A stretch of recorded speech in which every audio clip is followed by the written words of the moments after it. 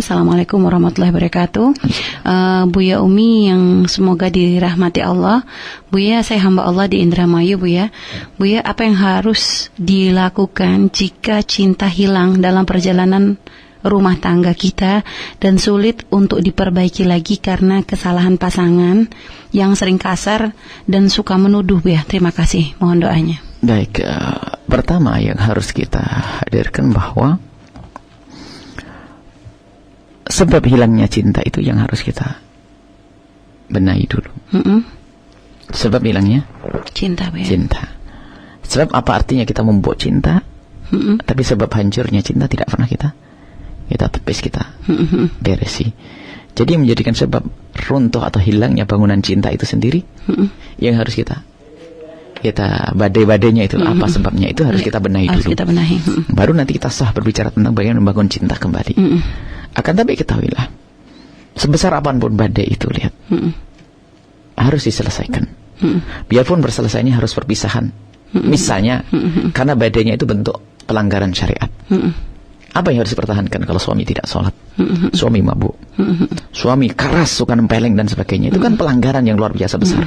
Apa artinya untuk mempertahankan itu semuanya?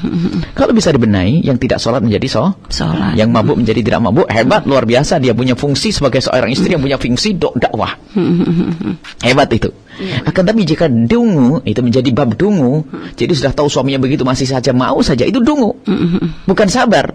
Sabar itu ada aturan. Sabar itu adalah di saat hak kita tidak diberi. Tapi kalau melihat suaminya tidak sholat dan sebagainya kok diam, itu dungu. Tadi kalau tadi enggak, ini ya masalah kasar dan suka menuduh gitu. Kasar, mohon maaf, menuduh itu sendiri, mohon maaf. Sayyidina Ali mengatakan, man wada'a nafsahu mawadi'atu mati fala yalumanna ila nafsi. Kalau ada orang meletakkan dirinya di tempat tertuduh, ya jangan disalahkan kecuali dirinya sendiri. Kenapa dituduh? Harus tanya dulu dong. Anda bekerja di mana? Dengan siapa teman Anda? Ini memang harus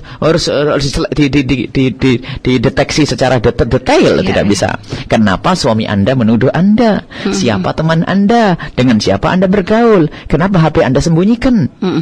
Ya kan? Biarpun urusannya bukan urusan dengan laki-laki, mungkin Anda urusan dengan kakak yang tidak boleh diketahui, ya kan? Di saat Anda menyembunyikan itu menimbulkan kecurigaan sehingga menuduh. Jadi kita perlu koreksi diri, itu paling penting kalau pengen selamat. Setelah kita tuntas koreksi diri, baru kita melangkah kepada pasangan, nilai pasangan. Dan tadi, kemudian setelah itu menumbuhkan cinta, baik untuk mempertahankan rumah tangga. Lihat, selagi tidak ada pelanggaran syariat, selagi tidak ada pelanggaran syariat di dalam rumah tangga Anda, lihat. Jika sudah tidak ada cinta, maka yang harus tersisa adalah kasih sayang. Ya kan? Tidak ada cinta adalah kasih sayang. Baiklah, kalau sudah tidak ada kasih sayang misalnya, sudah tidak nyaman, mungkin hati atau bagaimana itu biasanya. Maka baik, setelah tidak ada kasih sayang, mungkin harus ada martabat selanjutnya. Baik, kalau sudah tidak ada kasih sayang, nanti martabat bahasanya hubungan kita, hubungan suami istri itu sudah tidak ada cinta, tidak ada kasih sayang, ada martabat yang lain, yaitu adalah bahwasanya pasangan itu adalah amanat, ya kan? Amanat yang harus dijaga. Maka dengan itu akan selamat nanti. Sehingga mungkin orang menjalani hidup tanpa cinta, mungkin sekali menjalani hidup. Tapi kan tidak indah, ya? Tidak indah karena ada tanggung jawab di situ. Tidak indah. Sehingga maka dikatakan kalau engkau menikahkan anakmu dengan seorang laki-laki yang soleh, maka kalau dia tidak mencintainya, dia tidak akan zalim kepadanya. Dia tidak akan zalim kepadanya. Cuma nanti harus dipikirkan, apakah selamanya seperti itu? Kalau seandainya nanti ada pandangan, memang suatu ketika ada seorang wanita minta kepada Rasulullah untuk cerai. Lalu ditanya, apakah karena suami itu tidak baik? Oh, dia sangat baik ya Rasulullah. Cuman karena aku tidak suka di dalam hatiku itu, takut menjadikan aku berbuat zalim. Maka ternyata yang demikian itu diizinkan oleh Nabi. Karena bukan hatinya karena rusak, bukan hatinya karena cenderung kepada laki-laki lain. Itu adalah perempuan binal, perempuan kotor, perempuan hina, bukan. Tapi karena tidak ada rasa cinta. Dia bertahan, tidak berbuat zalim, tidak berbuat kasar, tidak. Tapi takut biaya. Sampai ada suatu ketika kisah seorang perempuan yang tidak mencintai suaminya, sampai suaminya menangis di belakangnya, mengikuti menangis di belakangnya. Ada kisah, sebuah kisah pada zaman Nabi Sallallahu Alaihi Wasallam. Nah, artinya ada semacam itu. Tetapi tidak sang istri itu pengen menghindar daripada kezaliman. Takut selamanya berbuat zalim kepada kasar, tidak bisa berkhidmah kepada sang suami. Maka saya itu minta solusi kepada Nabi SAW. Diperkenankan untuk berpisah. Karena kasusnya bukan karena apa? Kemesuman, kekotoran hati dan sebagainya. Tapi karena untuk menghindari kedoliman.